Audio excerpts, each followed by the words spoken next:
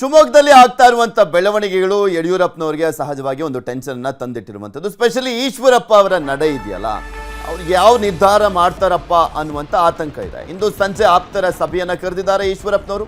ಈಶ್ವರಪ್ಪ ಮನವೊಲಿಕೆ ಹೊಣೆಯನ್ನ ಮಾಜಿ ಗೃಹ ಸಚಿವರಾಗಿರುವಂತ ಆರಗ ಜ್ಞಾನೇಂದ್ರ ಅವರಿಗೆ ವಹಿಸಿದ್ದಾರೆ. ಕಾಂತೇಶ್ಗೆ MLC ಸೀಟಿನ ಭರವಸೆಯನ್ನ ಕೊಟ್ಟಿದ್ದಾರೆ BSY. ಸಭೆಗೂ ಮುನ್ನ ಮನವೊಲಿಕೆಗೆ ಯಡಿಯೂರಪ್ಪ ಸೂಚನೆಯನ್ನ ಕೊಟ್ಟಿದ್ದಾರೆ. ಮಾರ್ಚ್ 18ಕ್ಕೆ ಶಿವಮೊಗ್ಗಕ್ಕೆ ಬರ್ತಾ ಇರುವಂಥದ್ದು ಪ್ರಧಾನಮಂತ್ರಿ ನರೇಂದ್ರ ಮೋದಿ ಅವರು.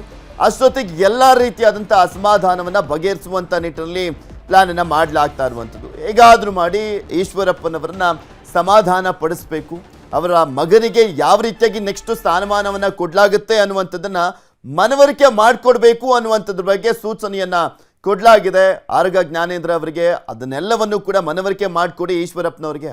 ಮುಂದೆ ನಾನು ಇರ್ತೀನಿ, ಅವ್ರಿಗೆ ಯಾವುದೇ ರೀತಿಯಾದಂಥ ಪ್ರಾಬ್ಲಮ್ ಆಗೋದಿಲ್ಲ, ನನ್ನ ಕೈ ಮೀರಿ ಈಗ ಟಿಕೆಟನ್ನು ಕೊಡಲಾಗಿರುವಂಥದ್ದು, ಸೊ ಏನು ಮಾಡಲಿಕ್ಕೆ ಆಗೋದಿಲ್ಲ, ನನ್ನ ಪ್ರಯತ್ನ ನಾನು ಪಟ್ಟಿದ್ದೇನೆ ಅನ್ನುವಂಥದ್ದನ್ನು ಯಡಿಯೂರಪ್ಪನವರು ಆರಗ ಜ್ಞಾನೇಂದ್ರ ಅವರ ಮುಖಾಂತರ ಈಶ್ವರಪ್ಪನವರಿಗೆ ಮಾಹಿತಿಯನ್ನು ಮುಟ್ಟಿಸುವಂಥ ಕೆಲಸವನ್ನು ಮಾಡಲಿದ್ದಾರೆ. ಅಂದರೆ ಒಂದು ರೀತಿಯಾಗಿ ಸಂವಾಹಕರಾಗಿ ಕೆಲಸವನ್ನು ನಿರ್ವಹಿಸ್ತಾ ಇದ್ದಾರೆ ಆರಗ ಜ್ಞಾನೇಂದ್ರ ಅವರು. ಅವರು ಕೂಡ ಶಿವಮೊಗ್ಗದವರೇ, ತೀರ್ಥಹಳ್ಳಿ ಕ್ಷೇತ್ರದ ಶಾಸಕರು, ಅವರು ಕೂಡ ಹಿರಿಯ ನಾಯಕರು. ಈಶ್ವರಪ್ಪನವರಿಗೆ ಯಾರೋ ಮಾಮೂಲಿ ಚಿಕ್ಕ ಪುಟ್ಟ ರಾಜಕಾರಣಿಗಳೆಲ್ಲ ಹೋಗ್ಬಿಟ್ಟು ಸಮಾಧಾನ ಪಡಿಸ್ಲಿಕ್ಕೆ ಸಾಧ್ಯನೇ ಇಲ್ಲ.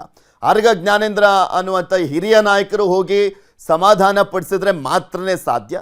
ಬಟ್ ಈ ಟೈಮ್ನಲ್ಲಿ ಮನವೊಲಿಕೆ ಆಗುತ್ತಾ ಕಾದು ನೋಡಬೇಕಾಗಿದೆ.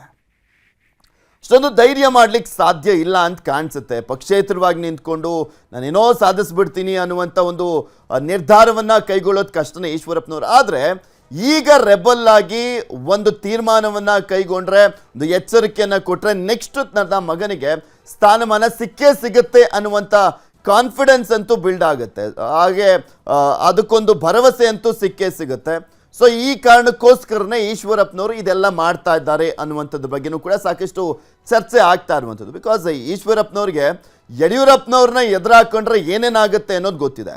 ಅವರು DCM ಆಗಿದ್ದಂಥ ಸಂದರ್ಭದಲ್ಲೇ ಶಿವಮೊಗ್ಗ ನಗರ ಕ್ಷೇತ್ರದಲ್ಲಿ ನಿಂತ್ಕೊಂಡಂಥ ಟೈಮ್ನಲ್ಲಿ ಈಶ್ವರಪ್ಪನವರು 3ನೇ ಪ್ಲೇಸಿಗೆ ಹೋಗಿದ್ರು. ಹೀನಾಯವಾಗಿ ಸೋತ್ಬಿಟ್ಟಿದ್ರು ಈಶ್ವರಪ್ಪನವರು. ಯಡಿಯೂರಪ್ಪನವ್ರನ್ನ ಎದುರಾಕೊಂಡು ಶಿವಮೊಗ್ಗ ನಗರ ಒಂದು ಎಲೆಕ್ಷನ್ನನ್ನು ಫೇಸ್ ಮಾಡಿದಂಥ ಸಂದರ್ಭದಲ್ಲಿ 2013ರಲ್ಲಿ. ಇನ್ನು ಇಲ್ಲಿ ಒಂದು ಶಿವಮೊಗ್ಗದಲ್ಲಿ ಯಡಿಯೂರಪ್ಪನವರ ಹಿಡಿತದ ಜೊತೆಗೆ ಮೋದಿ ಅಲೆ ಕೂಡ ಇರುವಂಥ ಸಂದರ್ಭದಲ್ಲಿ ಪಕ್ಷೇತರವಾಗಿ ನಿಂತ್ಕೊಂಡು ಗೆಲ್ಲೋದಂತೂ ಅಸಾಧ್ಯವಾದಂಥ ಮಾತು ಅನ್ನುವಂಥ ವಾತಾವರಣ ಇರುವಂಥದ್ದು ಅವ್ರಿಗೂ ಕೂಡ ಚೆನ್ನಾಗಿ ಗೊತ್ತಿದೆ. ಅದರ ಒಂದು ಥ್ರೆಟ್ಟನ್ನು ಪಾಸ್ ಮಾಡಿದ್ರೆ ಯಾವುದಾದ್ರೂ ಒಂದು ಸ್ಥಾನಮಾನವನ್ನಾದರೂ ಸಿಗಬಹುದು ಅನ್ನುವಂಥ ನಿರೀಕ್ಷೆಯಲ್ಲಿದ್ದಾರ ಪ್ರಶ್ನೆ ಇರುವಂಥದ್ದು. ಇದ್ರ ಬಗ್ಗೆ ಇನ್ನಷ್ಟು ಮಾಹಿತಿಯನ್ನು ಕೊಡ್ತಾ ಹೋಗ್ತಾರೆ ನಮ್ಮ ಪ್ರತಿನಿಧಿ ಕೃಷ್ಣ ನಮ್ಮ ಜೊತೆ ಸಂಪರ್ಕದಲ್ಲಿ ಜಾಯ್ನ್ ಆಗ್ತಾ ಇರುವಂಥದ್ದು. ಕೃಷ್ಣ, ಸಾಕಷ್ಟು ಅಸಮಾಧಾನ ಅಂತೂ ಇದೆ ಬಿಜೆಪಿಯಲ್ಲಿ, ಅದರಲ್ಲೂ ಸ್ಪೆಷಲಿ ಈಶ್ವರಪ್ಪನವರು ಬಹಿರಂಗವಾಗಿ ಅಸಮಾಧಾನ ವ್ಯಕ್ತಪಡಿಸಿದ್ದಾರೆ. ಯಾವ ರೀತಿಯಾಗಿ ಇದೆಲ್ಲವನ್ನು ಕೂಡ ಬಗೆಹರಿಸುವಂತ ಕೆಲಸವನ್ನ BSY ಮಾಡ್ತಿದ್ದಾರೆ ಅಂತ?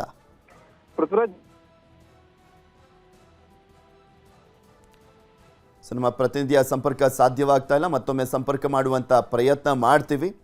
ಪಕ್ಷೇತರವಾಗಿ ಕಣಕ್ಕಿಳಿಯುವಂತ ವಿಚಾರಕ್ಕೆ ಸಂಬಂಧಪಟ್ಟಂತೆ ಇವತ್ತು ನಿರ್ಧಾರ ಮಾಡ್ತೀನಿ, ನನ್ನ ಅಭಿಮಾನಿಗಳ ಸಭೆಯನ್ನ ಕರೆಯಲಾಗಿದೆ, ಅವ್ರು ಏನ್ ಹೇಳ್ತಾರೆ ಹಂಗೆ ನಡ್ಕೊಳ್ತೀನಿ ಅಂತ ಹೇಳ್ತಾ ಇದ್ರು ಈಶ್ವರಪ್ಪನವರು.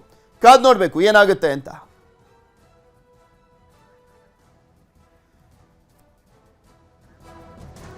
ಟಿಕೆಟ್ ಸಿಗದೆ ಬೇಸರಗೊಂಡಿರುವಂಥದ್ದು ಈಶ್ವರಪ್ಪನವರು.